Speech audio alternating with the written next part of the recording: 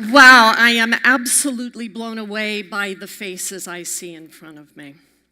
It's a great thing to watch a video tribute and then actually engage with living bodies at tables and on stages.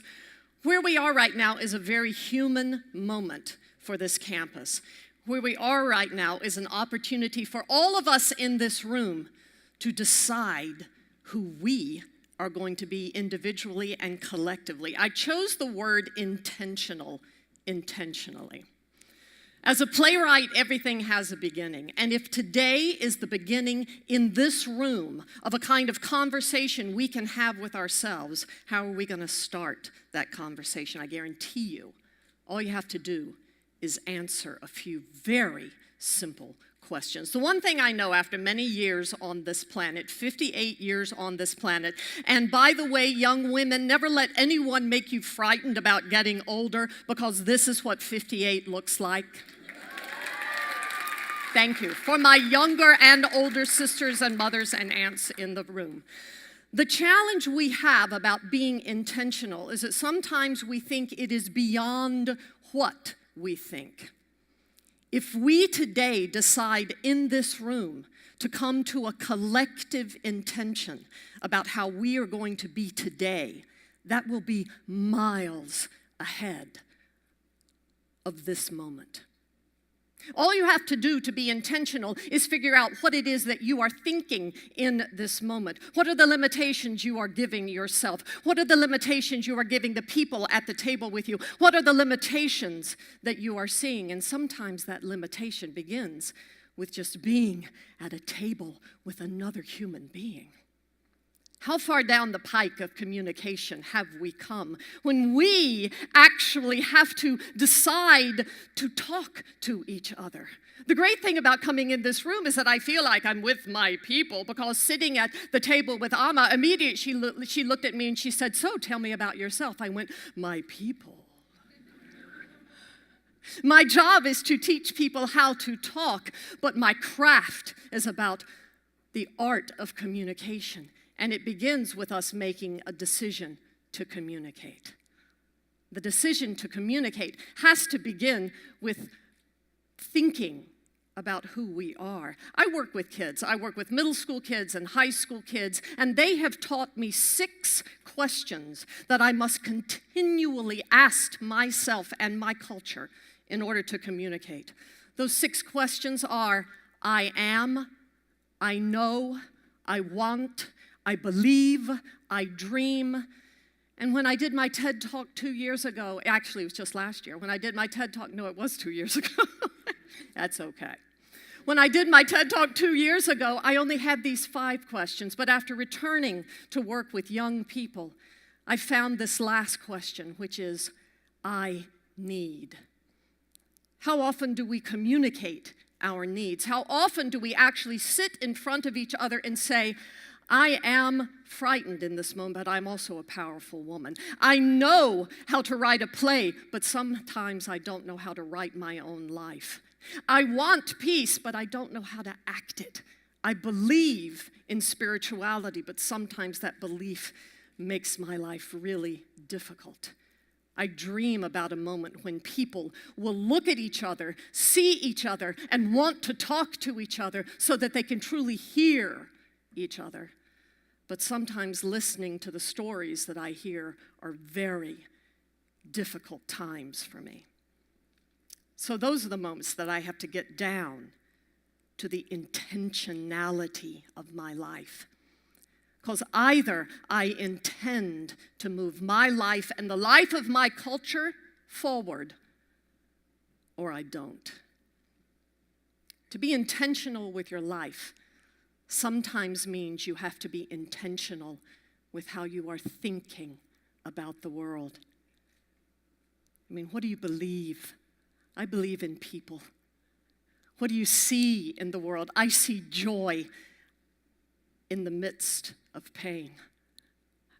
My intention in my life is to serve and to help. And so everything I do has to circle that thinking.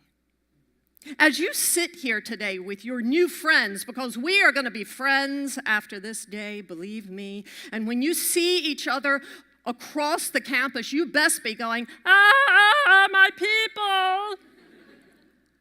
Because the connectivity we are establishing by daring to sit together in peace is the intentionality of a thought.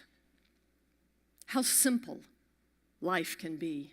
Oh, it's not easy, my sisters, brothers, daughters, sons, fathers, mothers, but it is simple. What if everything you're thinking comes out in how you are in the world? I was listening to a podcast last night from a neurosurgeon, and he was actually talking about the connection between thinking and the heart. And he was an emotional doctor, I'm telling you, because he operates on brains. And he stares at the brains he's operating on, and he says, this is the heart of a person.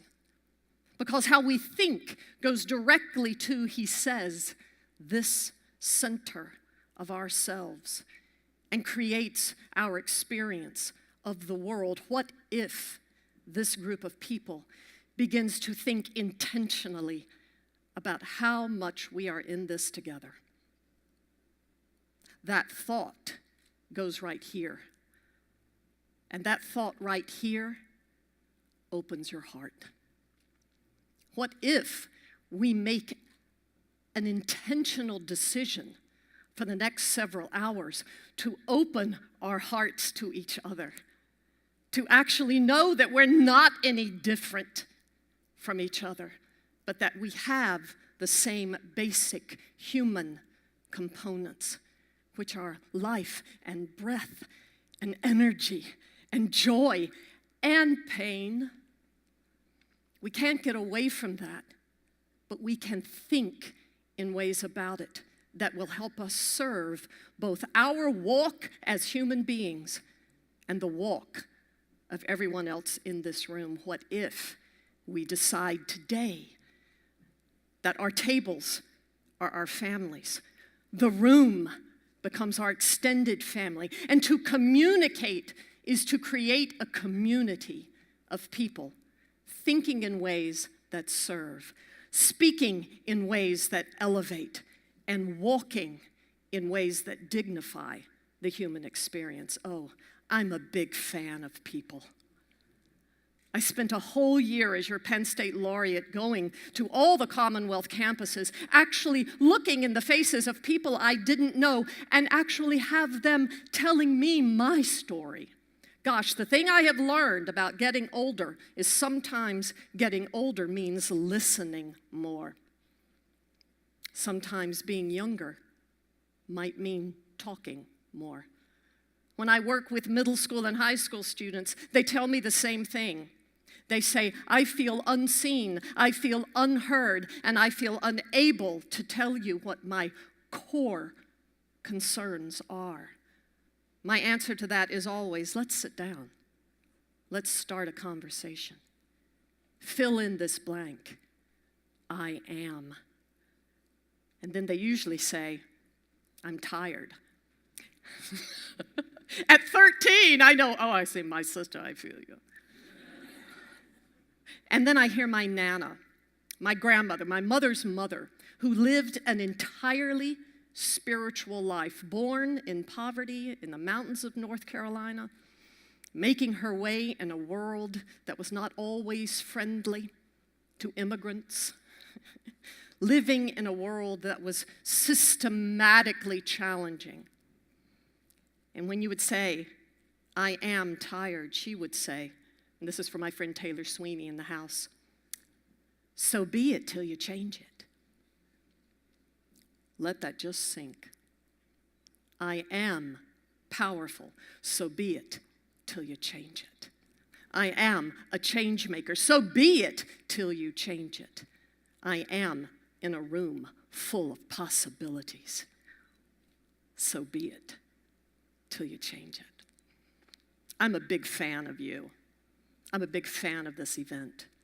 Let's have a day of intentional thinking about who we can be in this moment. Oh,